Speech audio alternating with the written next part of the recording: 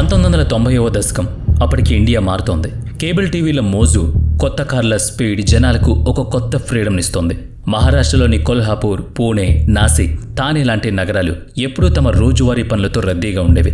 పాతగుళ్లలో గంటల చప్పుడు, బస్టాండ్లో రద్దీ, రైల్వే స్టేషన్లో హడావిడి, జాతరల సందడి ఎక్కడ చూసినా కోలాహలంగా ఉండేది. జనాలు ఎలాంటి భయం లేకుండా చాలా ప్రశాంతంగా బ్రతికేవాళ్ళు. అంతా సేఫ్ అనే ఒక ఫీలింగ్ వాళ్లలో ఉండేది. కానీ ఆ ప్రశాంతత వెనుక ఒక అదృశ్యమైన టెర్రర్ మెల్లగా పాకుతోంది. ఆ బేఫికర్ లైఫ్ మధ్యలో ఒక చావు నీడ తిరుగుతోందని ఎవరికీ తెలీదు. ఆ నీడ ఎన్నో ఇళ్లలో దీపాలు ఆర్పేయబోయే సమయం దగ్గర పడింది. ఒకసారి ఈ సీన్ ఊహించుకోండి. ఒక తల్లి గుడిలో దేవుడి ముందు 2 చేతులు జోడించి నిలబడింది. కళ్ళు మూసుకుని తన ఫ్యామిలీ కోసం దేవుణ్ణి మొక్కుకుంటోంది. ఆమె పక్కనే ఉన్న 1 లేదా 2 పిల్లాళ్ళు ఆమె చీర కొంగు పట్టుకుని నిలబడ్డారు. ఆ తల్లి కొన్ని సెకన్ల పాటు దేవుడికి దండం పెట్టుకుంది. ఆ తర్వాత కళ్ళు తెరిచి కిందకు చూసేసరికి ఆమె చేతిలో కొంగు మాత్రమే ఉంది. పిల్లాడు అక్కడ లేడు. ఆమె కంగారుగా అటు ఇటు చూసింది. బాబు ఎక్కడున్నావు అంటూ భయపడింది. ఆ రద్దీలో పరిగెత్తింది. అందరి ముఖాలు చూసింది. సెకన్లు నిమిషాలుగా మారాయి. ఆమె భయం కాస్త ఏడుపుగా, అరుపులుగా మారింది. జనాలు చుట్టుముట్టారు. కొందరు గుడి బయటకు పరిగెత్తారు. మరికొందరు పోలీస్ స్టేషన్కు ఫోన్ చేశారు. ఆ గుడంతా ఒక్కసారిగా పానిక్ అయింది. కానీ ఆ పిల్లాడు గాల్లో కలిసిపోయినట్టు మాయమయ్యాడు. ఎలాంటి ఆచూకీ దొరకలేదు. ఏడుపు వినిపించలేదు. ఎవరూ చూడను లేదు. దీంట్లో అత్యంత భయంకరమైన విషయం ఏంటంటే ఇది ఒకసారి మాత్రమే జరగలేదు. 1990 నుంచి 1996 మధ్య మహారాష్ట్రలో పలు ప్రాంతాల్లో ఇలాగే ఎంతోమంది అమాయకపు పిల్లలు సడన్ గా మిస్ అయ్యారు.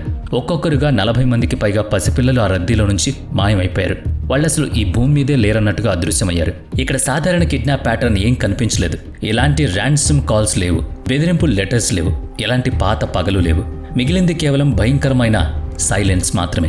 అసలు ఆ పిల్లలు ఏమైపోతున్నారు? పట్టపగలు వేలాది మంది జనం మధ్యలో నుంచి ఆ పిల్లలు ఎలా అదృశ్యం అవుతున్నారు?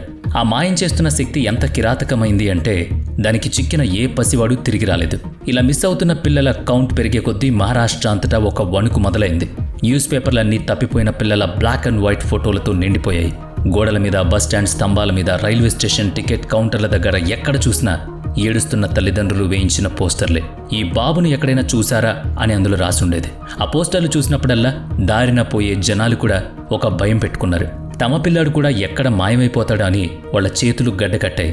మహారాష్ట్ర గాలిలో ఒక అదృశ్య శక్తి పిల్లల్ని ఎత్తుకెళ్తుందనే వార్త వ్యాపించింది. తర్వాతి నెంబర్ తమదే కావచ్చని భయపడ్డారందరూ. రాత్రికి రాత్రే నగరాల వాతావరణం మారిపోయింది. సాయంత్రం వేళ పిల్లల అరుపులతో నిండిపోయే గల్లీలన్నీ నిశ్శబ్దాన్ని ఆవహించుకున్నాయి. తల్లిదండ్రులు తమ పిల్లల్ని రెక్కల కింద దాచేసుకున్నారు. స్కూల్కి వెళ్లే పిల్లల్ని వాళ్లే స్వయంగా తీసుకువెళ్లడం, తీసుకురావడం. జాతరలు, పండుగలు అంతా సందడి కోల్పోయాయి. 90వ దశకంలో మహారాష్ట్రలో ఉన్న ఎవరిని అడిగినా అప్పుడు ఏం జరిగిందో పూసగుచ్చినట్టు చెబుతారు. రోడ్డు మీద నడిచేటప్పుడు జనాలు ఒకరినొకరు అనుమానంగా చూసుకునేవాళ్ళు. గాల్లో ఏదో ఒక అదృశ్య మృగం తిరుగుతున్నట్టుగా ఫీల్ అయ్యేవారు. దీంట్లో అత్యంత భయంకరమైన విషయం ఏంటంటే తర్వాత టార్గెట్ ఎవరికీ తెలియదు. జనాల్లో రకరకాల పుకార్లు. అమరుడు కావడం కోసం ఎవరో పెద్ద మాంత్రికుడు ఈ పసిపిల్లలను బలిస్తున్నాడని కొందరు అన్నారు. కాదు, బిచ్చగాళ్ల గ్యాంగ్ వీళ్లను ఎత్తుకెళ్లి భిక్షాటన చేయిస్తుందని మరికొందరు అన్నారు. ఇదంతా ఏదో ఇంటర్నేషనల్ ఆర్గాన్ ట్రాఫికింగ్ ముఠా అని మరికొందరు చెప్పారు. పోలీసులకు కూడా ఈ హడావిడి తప్ప నిజం తెలీదు. సిఐడి నుంచి లోకల్ పోలీసుల వరకు అందరూ శాయశక్తిలో ప్రయత్నించారు. గాల్లో పిల్లలు ఎలా అదృశ్యం అవుతున్నారో పట్టుకోవాలని చూశారు. కానీ వాళ్ళకి ఎలాంటి ఆధారం దొరకలేదు. ఆ కిడ్నాపర్స్ ఎంత తెలివైన వాళ్ళంటే ఎక్కడా చిన్న క్లూ కూడా వదలట్లేదు. వాళ్ళు ఎప్పుడూ పోలీస్ వాళ్ళకంటే 2 అడుగులు కాదు 10 అడుగుల ముందుంటున్నారు. మహారాష్ట్రలో నిజంగానే ఏదో వింత జరుగుతుందని అప్పుడు పోలీసులకు కూడా అర్థమైంది. అసలు ఒక పిల్లాడు 1 లేదా 2 సెకన్లలో ఎలా మాయమవుతాడు? పోలీస్ స్టేషన్లో కూర్చున్న ఇన్స్పెక్టర్లు తలపట్టుకున్నారు దీనికోసమే.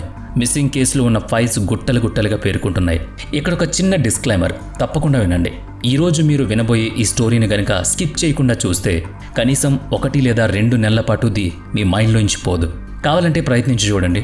కానీ ఈ స్టోరీ మీ బుర్రలో తిరుగుతూనే ఉంటుంది. దీని మీద నేను రీసెర్చ్ చేస్తున్నప్పుడు నాకే ఊపిరి ఆడినంత పనైంది. నా మైండ్ బ్లాక్ అయింది. ఈ స్టోరీ నన్ను పర్సనల్గా చాలా డిస్టర్బ్ చేసింది. ఈ కథ వింటున్నప్పుడు మీరు కళ్ళు మూసుకుని కూడా ఇమాజిన్ చేసుకోవచ్చు. మీరు స్క్రీన్ వైపు చూడాల్సిన అవసరం లేనేలేదు. నా వాయిస్ ద్వారా ఆ విజువల్స్ అన్నీ మీ మైండ్లోనే తిరుగుతూ ఉంటాయి. ఈ స్టోరీ చాలా పెద్దగా ఉండబోతోంది. ఇది ఇప్పటికే చాలా సీరియస్ సబ్జెక్ట్ కాబట్టి అందులో ఎక్కడా వీడియో ఎడిటింగ్ కానీ, సౌండ్ ఎఫెక్ట్ కానీ, జంప్ స్కేర్స్ కానీ ఏవీ ఉండవు. కేవలం కథ, నిజంగా జరిగిన అచ్చుగుద్దిన కథ. ఇప్పుడు మీ మైండ్లో కూడా ఒక ప్రశ్న మెదులుతూ ఉండొచ్చు. వేలాది మంది ఉన్న గుంపులో నుంచి ఒక పిల్లాన్ని ఎవరైనా ఎలా ఎత్తుకెళ్లగలరు? అది ఆ పిల్లాడు గట్టిగా ఏడుస్తున్నప్పుడు ఎవరూ చూడరా? ఖచ్చితంగా ఎవరో ఒకరు చూస్తారు. ఆపుతారు, ప్రశ్నిస్తారు. కానీ ఇక్కడే ఆ కిడ్నాపర్ భయంకరమైన తెలివితేటలు బయటపడ్డాయి. వాళ్ళ ప్లాన్ వింటే ఎంతటి క్రిమినాలజిస్ట్కైనా ఒళ్ళు గగురు పొడుస్తుంది. వాళ్ళ స్ట్రాటజీ ఎంత కిరాతకంగా ఉందంటే అంత రద్దీలో కూడా పిల్లలను పొగలాగా మాయం చేస్తున్నారు. వాళ్ళ సైకాలజీ ఏంటో కాస్త అర్థం చేసుకోండి. అంత గుంపులో ఒక 6 అడుగుల ఆజానుబాహుడు ఏడుస్తున్న పిల్లాన్ని లాక్కెళ్తుంటే ఖచ్చితంగా అందరికీ అనుమానం వస్తుంది. జనాలు వెంటనే అతన్ని ఆపుతారు.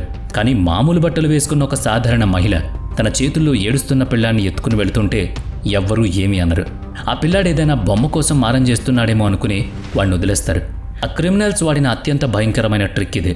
ఆ జనాలు కంబైన్డ్ సైకాలజీని వాళ్ళు ఎంత తెలివిగా వాడుకున్నారంటే ఆ పసివాడు ఏడుపు కూడా అందరికీ చాలా నార్మల్గానే అనిపించేది.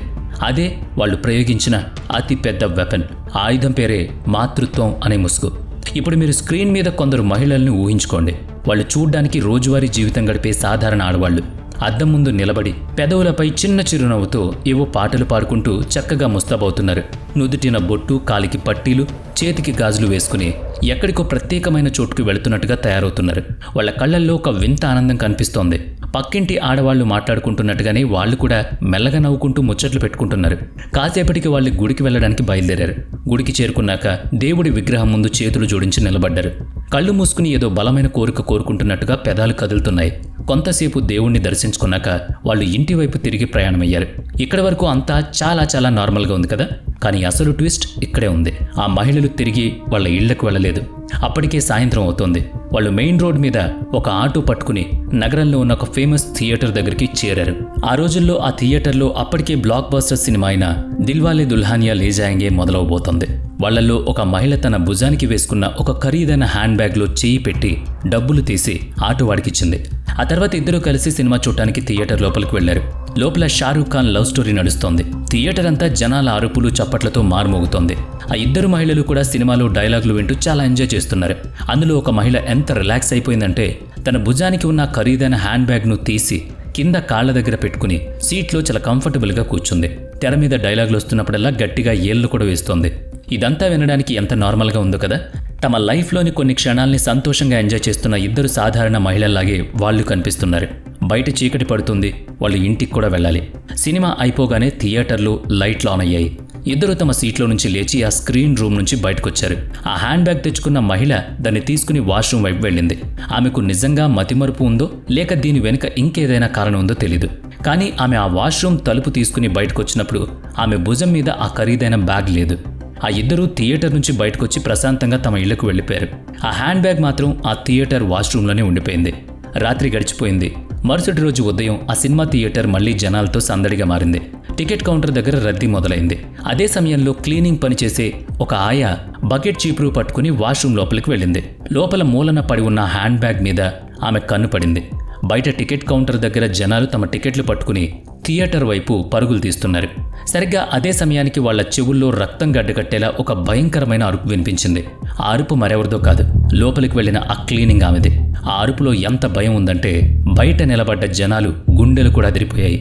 జనాలు తమ టికెట్లు అక్కడే వదిలేసి ఆ లేడీస్ వాష్రూమ్ బయటకు పరుగులు తీశారు. కాసేపటికి పోలీసు వాళ్ళు కూడా అక్కడికి చేరుకున్నారు. నేల మీద హ్యాండ్ బ్యాగ్ అలాగే పడి ఉంది. కానీ ఇప్పుడు ఆ బ్యాగ్ను తాకాలన్నా తెరవాలన్నా ప్రతి ఒక్కరూ భయంతో వణుకుతున్నారు. గాల్లో ఒక రకమైన భయంకరమైన వాతావరణం వ్యాపించింది. చివరికి ఒక పోలీస్ ఆఫీసర్ ధైర్యం చేసి ఒక చెక్క ముక్క సాయంతో నెమ్మదిగా ఆ బ్యాగ్ను తెరిచాడు. ఆ బ్యాగ్ ఓపెన్ అవ్వగానే అందులో ఉన్న దృశ్యాన్ని చూసి అక్కడ నిలబడ్డ ప్రతి ఒక్కరికి చెమటలు పట్టాయి. పోలీసు వాళ్ళు కూడా భయపడ్డారు. అలాంటి దృశ్యాన్ని అప్పటి వరకు ఎవరూ చూడలేదు. మరి ప్రతి ఒక్కరిని వణికించేసేంత భయంకరమైన వస్తువు ఆ హ్యాండ్ బ్యాగ్లో ఏముంది? ఒక్క క్షణం ఆలోచించండి. ఇక్కడికి వచ్చి ప్రశాంతంగా సినిమా చూసి ఎంజాయ్ చేసి వెళ్లిన ఆ ఇద్దరు మహిళల్ని ఊహించుకోండి. ఆ హ్యాండ్ బ్యాగ్ పట్టుకుని ఊరంతా తిరిగారు. గుడికి వెళ్లారు.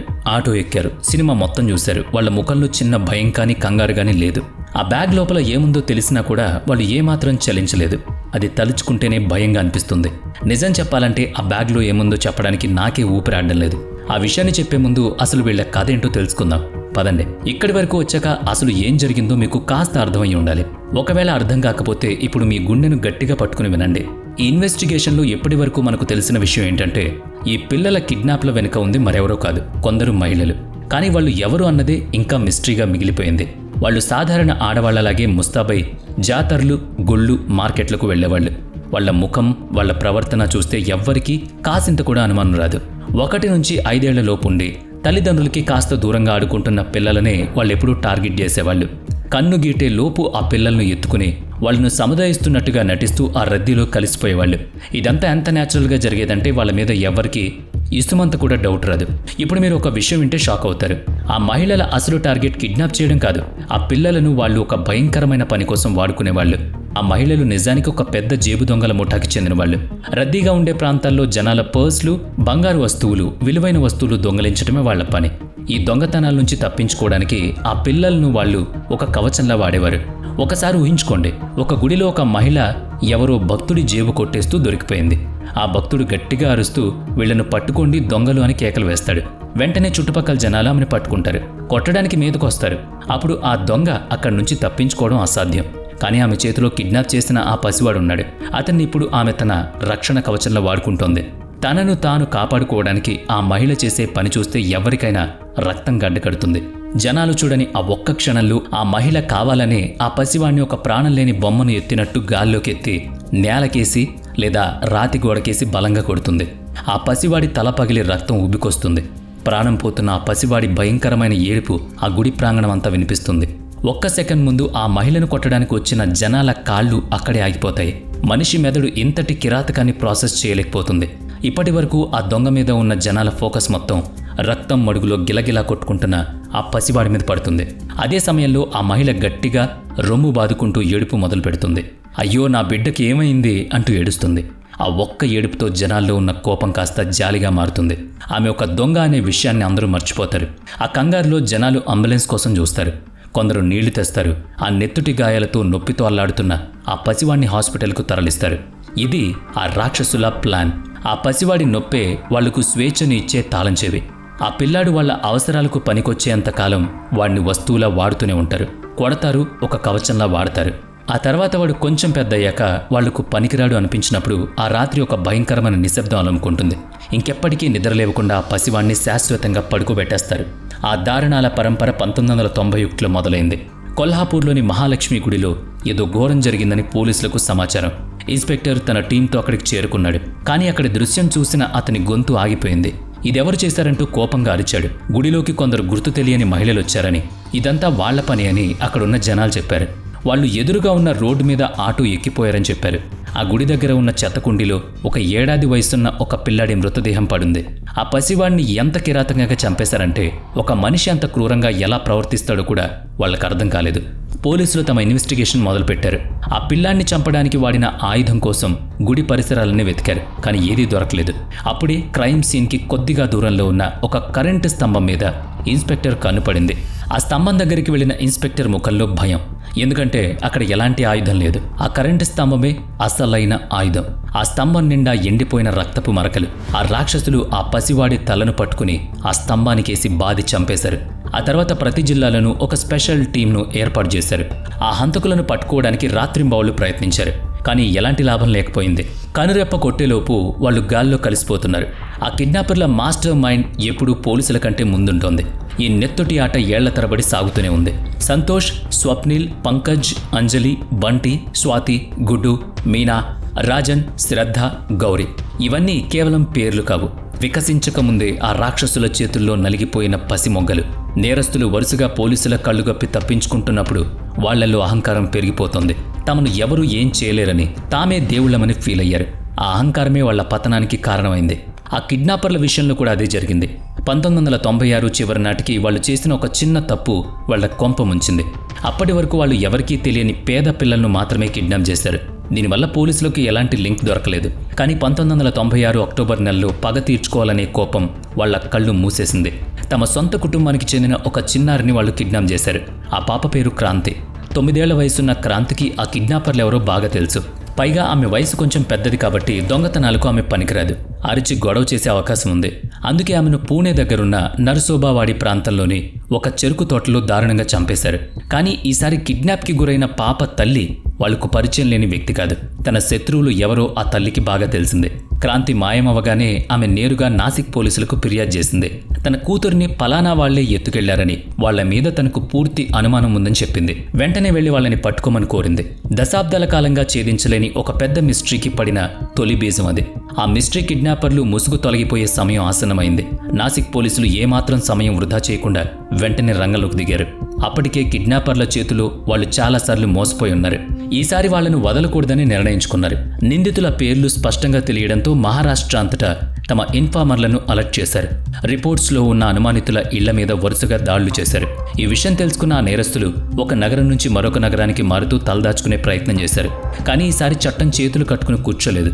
1996 నవంబర్ నెలలో ఒక స్పెషల్ పోలీస్ టీం ఎట్టకేలకు వాళ్లను పట్టుకుంది.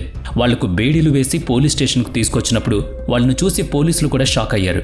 వాళ్ళేదో భయంకరమైన గ్యాంగ్స్టర్లు కారు, ఇంటర్నేషనల్ మాఫియా కూడా కాదు. వాళ్ళు ఒక సాధారణ కుటుంబం. ఒక తల్లి, ఆమె 2 కూతుళ్ళు. మహారాష్ట్రలో నేటికి ఎంతోమంది భయపడుతున్న రాక్షసుల పేర్లు ఇప్పుడు బయటపడ్డాయి. ఆ గ్యాంగ్ మాస్టర్ మైండ్ వాళ్ళ తల్లి అంజనాబాయి గావిత్, ఆమె పెద్ద కూతురు రేణుకా షిండే, చిన్న కూతురు సీమా గావిత్. ఇక కిడ్నాప్లకు వాడే వ్యాను నడిపేది రేణుక భర్త కిరణ్ షిండే. ఈ మొత్తం ఆటకు అసలు సూత్రధారి ఆ తల్లి అంజనాబాయి. నాసిక్లో ఒక పేద కుటుంబంలో పుట్టిన అమ్మాయి అంజనాబాయి. కానీ జీవితం ఆమెను చిన్నప్పటి నుంచి మోసం చేసింది. కొంచెం పెద్దయ్యాక ఒక ట్రక్ డ్రైవర్తో కలిసి పూణే పారిపోయింది. 1973లో మొదటి కూతురు రేణుక పుట్టాక ఆమె భర్త ఆమెను వదిలేసి వెళ్ళిపోయాడు. ఆకలి, నిస్సహాయత ఆమెను నేరాల వైపు నెట్టింది. రద్దీగా ఉండే ప్రాంతాల్లో జేబులు కొట్టడం, బంగారు చైన్లు లాక్కోవడం ఆమె వృత్తి. క్రమంగా ఆమె మీద 125కు పైగా దొంగతనాల కేసులు నమోదయ్యాయి. ఆ తర్వాత ఆమె మోహన్ గావిత్ అనే ఒక రిటైర్డ్ ఆర్మీ వ్యక్తిని పెళ్లి చేసుకుంది. 1975లో వాళ్లకు 2వ కూతురు సీమ పుట్టింది. అయినా సరే అంజనాబాయి తన పాత బుద్ధిని మార్చుకోలేదు. పోలీసుల ఎంక్వైరీలు, వాళ్ళ టార్చర్ భరించలేక మోహన్ కూడా ఆమెను వదిలేసి వేరే పెళ్లి చేసుకున్నాడు. ఆ సంఘటనే అంజనాబాయిని ఒక చిన్న దొంగ స్థాయి నుంచి అత్యంత కిరాతకమైన మాస్టర్ మైండ్గా మార్చేసింది. మోహన్ 2వ భార్య మీద పగ తీర్చుకోవాలనే కోపం ఆమెను మరింత ప్రమాదకరంగా మార్చింది. తన 2 చిన్న కూతుళ్లను కూడా ఆమె నేరాల ఊబిలోకి దించింది. 1980 నాటికి 2 కూతుళ్లు పెద్దయ్యారు. పెద్ద కూతురు రేణుకను కిరణ్ షిండే అనే వ్యక్తికిచ్చి పెళ్లి చేసింది. వాళ్లకు ఒక కొడుకు పుట్టాడు. 1990లో వాళ్ళ నేరాలు ఒక భయంకరమైన మలుపు తిరిగాయి. ఒకరోజు రేణుక గుడిలో దొంగతనం చేస్తూ పట్టుబడింది. అక్కడి నుంచి తప్పించుకోవడానికి ఆమె తన సొంత కొడుకునే ఒక కవచంలా వాడుకుంది. నా చేతిలో చంటి పిల్లాడున్నాడు, నేను దొంగతనం ఎలా చేస్తాను అంటూ తన పిల్లాడి మీద ఒట్టేసి చెప్పింది. అలా ఆ జనాల నుంచి సులభంగా బయటపడింది. అప్పుడే వాళ్ళ తల్లి అంజనాబాయికి ఒక విషయం అర్థమైంది. ఒక చిన్న పిల్లాడు చేతిలో ఉంటే దొంగతనం సవ్యంగా సాఫీగా జరిగిపోతుంది. ఆ తర్వాత తన కుటుంబం మొత్తాన్ని కిడ్నాప్ల వైపు మళ్లించింది. ఆ 3 మహిళలు అమాయకపు పేద పిల్లలను ఎత్తుకెళ్లడం మొదలుపెట్టారు. ఆ పిల్లలను వాళ్ళు కేవలం ఒక వస్తువుల, దొంగతనాలకు వాడే ఆయుధంలా మలుచుకున్నారు. ఒకవేళ ఎప్పుడైనా దొంగతనం చేస్తూ దొరికిపోతే ఆ పిల్లలను నేలకేసి కొట్టేవారు. ఆ రక్తపు మడుగులో ఏడుస్తున్న పసిపిల్లాన్ని చూసి జనాలు వాళ్ళని ఏం చేసేవారు కాదు. వాళ్ళ కిరాతకానికి తొలి బలి పశువు 18 నెలల పసివాడు సంతోష్. వాడికి ఆ పేరు పెట్టింది స్వయంగా అంజనాబాయే. ఒక బిచ్చగత్తె దగ్గర నుంచి వాడిని ఎత్తుకొచ్చారు.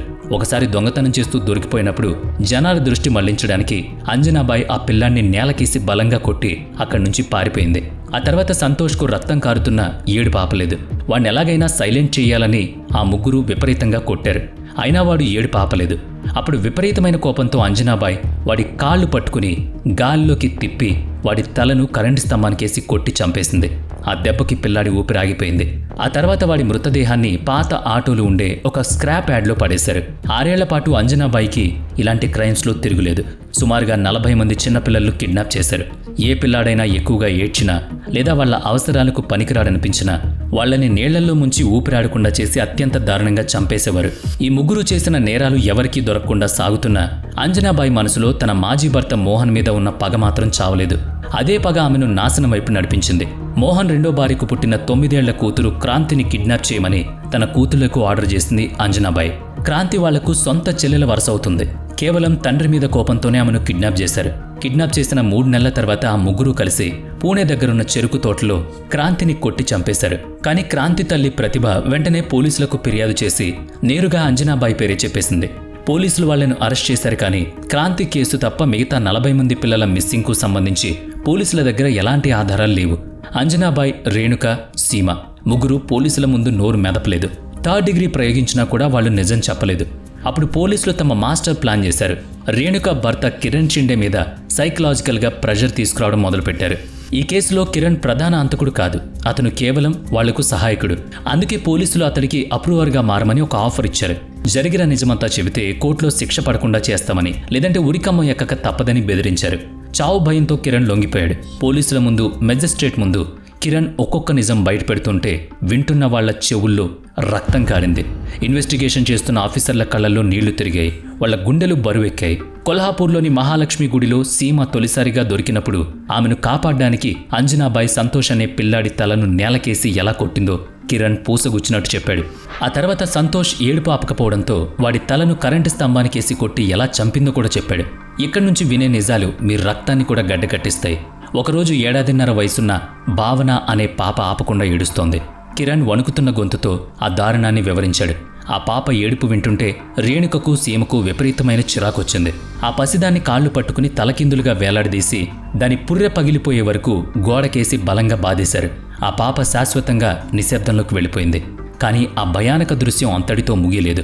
కిరణ్ చెప్పిన తర్వాతి విషయం ఏదో హర్రర్ సినిమా సీన్లా అనిపిస్తుంది. ఆ పాప మృతదేహాన్ని మడిచి ఒక హ్యాండ్ బ్యాగ్లో కుక్కారు. ఆ బ్యాగ్ తీసుకుని వాళ్ళు కొల్హాపూర్లోని ఒక లోకల్ సినిమా థియేటర్కి వెళ్లారు. హాయిగా పాప్కార్న్ తింటూ సినిమా ఎంజాయ్ చేశారు. ఒక పసిపాప శవం ఉన్న ఆ బ్యాగ్ను ఏమాత్రం భయం లేకుండా 3 గంటల పాటు తమ కాళ్ళ దగ్గర పెట్టుకున్నారు. చీకటి పడ్డాక ఆ బ్యాగ్ను థియేటర్ లేడీస్ వాష్రూమ్లో వదిలేశారు.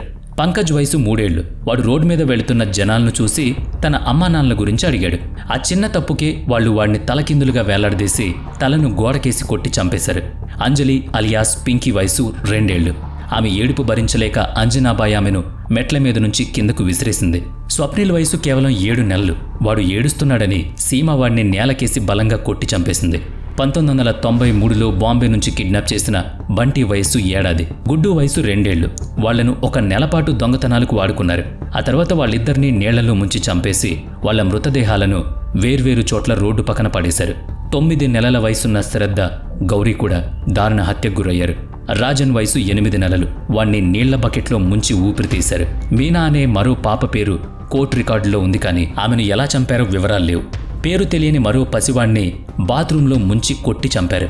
1996 సెప్టెంబర్లో ఇంకో పిల్లాన్ని చంపి శవాన్ని గోని సంచిలో కుక్కి పడేశారు. 2 ఏళ్ల నరేష్ తన అమ్మ కావాలని ఏడుస్తుంటే వాణ్ణి అన్నం పెట్టకుండా ఆకలితో మార్చి కొట్టి చంపారు. ఆ రాక్షసులు ఆ పసిపిల్లల మృతదేహాలను ఎక్కడెక్కడ పడేశారు. ఆ మురుగు కాలువలు, చెరుకు తోటలు, లోయల గురించి కిరణ్ పోలీసులకు వివరించాడు. ఆ పిల్లలు బలహీనంగా మారాలని నెలల తరబడి వాళ్లకు తిండి పెట్టకుండా పస్తులుంచేవారు. కనీసం పూట తిండి పెట్టడం ఇష్టం లేక కూడా ఎంతోమంది పిల్లలను చంపేశారు. 1996 నవంబర్లో పోలీసులు భారీ ఎత్తున గాలింపు చర్యలు చేపట్టి అంజనాబాయి, ఆమె కూతుళ్లు, అల్లుడి ఇంటి నుంచి తప్పిపోయిన పిల్లల బట్టలను రికవరీ చేశారు. దీంతో వాళ్ళు చేసిన ఘోరాల తాలూకు నిజస్వరూపం బయటపడింది. భారతదేశ చరిత్రలోనే అత్యంత భయంకరమైన ఈ క్రైమ్ సిండికేట్కు మాస్టర్ మైండ్ అయిన అంజనాబాయి ఎన్నడూ కోర్టు మెట్టెక్కలేదు. 1997న తన 50వ ఏట ఆమె పోలీస్ కస్టడీలో ఉండగానే జబ్బుపడి చనిపోయింది. ఉరిశిక్ష నుంచి అయితే ఆమె తప్పించుకుంది, కానీ పైవాడి శిక్ష నుంచి ఖచ్చితంగా తప్పించుకోదు. ఈ కేసు ట్రయల్ మొదలైనప్పుడు దేశం మొత్తం దీనివైపే చూస్తుంది. 1997లో కోర్టు తీర్పు వచ్చే సమయానికే ఆ రాక్షసులకు జన్మనిచ్చిన తల్లి చనిపోయింది. కిరణ్ షిండే అప్రూవర్గా మారడం వల్ల అతనికి క్షమాభిక్ష లభించింది. కానీ సీమా గావిత్, రేణుకా షిండేల మీద కోర్టు ఎలాంటి జాలి చూపించలేదు. 2001లో కొల్హాపూర్ సెషన్స్ కోర్టు తన చారిత్రాత్మక తీర్పు వెలువరించింది. ఈ మహిళల రక్తంలో ఏమాత్రం మానవత్వం లేదని, వీళ్లు చేసింది మానవ చరిత్రలోనే అత్యంత కిరాతకమైన నేరమని జడ్జి తన తీర్పులో చెప్పారు. 2 అక్కాచెల్లెలకు కోర్టు ఉరిశిక్ష విధించింది. స్వతంత్ర భారతదేశ చరిత్రలో 2 మహిళలకు ఒకేసారి ఉరిశిక్ష పడ్డం ఇదే మొదటిసారి. బాంబే హైకోర్టు నుంచి సుప్రీంకోర్టు వరకు అన్ని కోర్టులు వాళ్ల శిక్షను సమర్థించాయి. చివరకు రాష్ట్రపతి కూడా వాళ్ల క్షమాభిక్ష పిటిషన్ను తిరస్కరించారు. కానీ వాళ్లకు ఉరిశిక్ష అమలు కాలేదు. సోనియా కేసులో లాగే ఇక్కడ కూడా చట్టంలో కొన్ని లొసుగులు, కోర్టు ప్రక్రియలో జరిగిన విపరీతమైన జాప్యం వాళ్లకు కలిసొచ్చింది. 2022లో వాళ్ల ఉరిశిక్షను జీవిత ఖైదుగా మార్చారు. ఈ రోజు కూడా వాళ్ళు యరవాడ జైల్లో చీకటి గదిలో తమ బతుకులను ఈడుస్తున్నారు. నేటికి మహారాష్ట్రలో పాత గుళ్లల్లో గంటలు మోగుతున్నప్పుడు లేదా బస్టాండ్లో ఏదైనా పిల్లాడు సడన్గా తల్లి చెయ్యి వదిలేసి ఏడవడం మొదలు పెడితే 1990 నాటి ఆ భయంకరమైన దృశ్యం నీడలా అక్కడ జ్ఞాపకాలను గుర్తు చేస్తుంది. ఆ 40 మంది పసిపిల్లల ఆత్మలు తమ తప్పు ఏంటని ప్రశ్నిస్తూ బహుశా ఆ జాతరలో, ఆ చెరుకు తోటల్లో నేటికి తిరుగుతూనే ఉంటాయేమో. రేణుక, సీమ, వాళ్ల తల్లి కేవలం నేరస్తులు మాత్రమే కాదు, కథల్లో వినిపించే రాక్షసులు, మనకు నేరుగా కనిపించిన మనుషులు. వీడియో నచ్చితే లైక్ చేయండి, షేర్ చేయండి. ఇప్పటి వరకు మన ఛానల్ని సబ్స్క్రైబ్ చేయనట్లయితే ఇప్పుడే సబ్స్క్రైబ్ చేసుకుని పక్కనే ఉన్న బెల్ ఐకాన్పై క్లిక్ చేయండి. నెక్స్ట్ వీడియోలో మళ్ళీ కలుద్దాం. Thanks for watching.